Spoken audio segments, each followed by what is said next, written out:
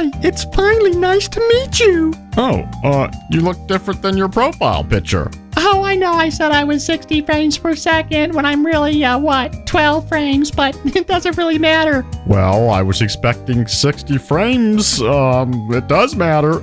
No, it doesn't. I jump from 12 frames to 60 frames, in between sometimes. It's all good. Buddy, you get used to it after the 20th game. Yes, you do. Haven't we been through it? Battlefront 2, the Battlefield games, now Jedi Survivor. And in all fairness, Jedi Survivor hasn't been the worst release by EA, but I have to say that this is a pretty bad one considering just how misleading they were in their initial footage. Now, there were warning signs that we should have all been paying attention to. The very first warning sign was the fact that EA would not allow any of the game changers to actually record their own footage at the event. And I clearly remember many of the game changers saying they found this to be odd and that they actually experienced some frame rate and major performance issues while playing the game at the Game Changers event. At first I kind of shrugged this off and thought, maybe it will be smoothed over when the final game comes out.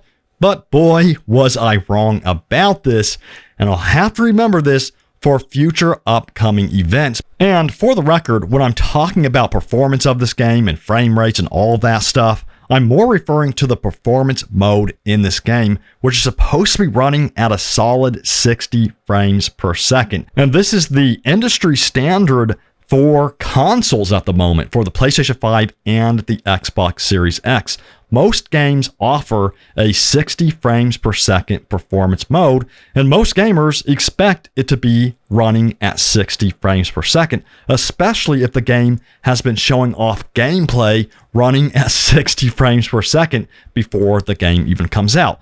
Now, there's another game that has also made a major misstep recently with their frame rate claims as well, and that is Redfall. And Redfall on the Xbox, they were showing off 60 frames per second footage until recently when they announced that the game will be running at 30 frames per second on the Xbox Series X, and then we'll be receiving a patch later on that will make it 60 frames per second. So again, that was very misleading for Redfall to do that. And I would have to say the same goes for Jedi Survivor. Why have your game changers publish perfect 60 frames per second gameplay to their channels knowing that this game does not run at a solid 60 frames per second?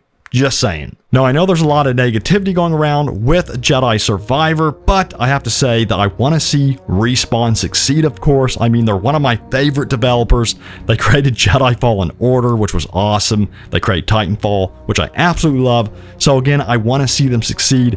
And, it is good to see that they are quickly releasing patches. So again, hopefully these patches make a huge difference with the performance. But I will see you all next time. Take it easy, take care, and may the Force be with you always.